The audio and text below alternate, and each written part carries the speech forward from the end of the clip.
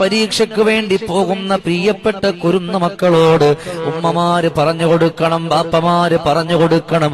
ബിസ്മില്ലാഹി അലൈഹി തവക്കൽതു അലല്ലാഹ് വലാ ഹൗല വലാ ഖുവത ഇല്ലാ ബില്ലാഹ്. അത് കഴിഞ്ഞാൽ ഒരു വട്ടം അല്ലാഹു ലാ ഇലാഹ ഇല്ലാ ഹുവൽ ഹയ്യുൽ ഖയ്യൂം ലാ തഅഖുദുഹു സിനത്തും വലാ നൗം എന്ന് തുടങ്ങുന്ന ആയത്തുൽ കുർസി കൂടെ ഓതിക്കൊടുത്താൽ, അത് മക്കളെ കൊണ്ട് ഓതിപ്പിച്ചാൽ അത് പൊന്നുമക്കൾക്ക് ബുദ്ധി വരാനും ഓർമ്മ വരാനും ഏറ്റവും നല്ല കാരണമാ. ഇന്ന് എവിടെയാണ് മക്കളെ കൊണ്ട് ഫാത്തിഹ ഓതിപ്പിക്കുന്നത്? എവിടെയാണ് സന്ധ്യ സമയത്ത് യാസീൻ ഓതിപ്പിക്കുന്നത്?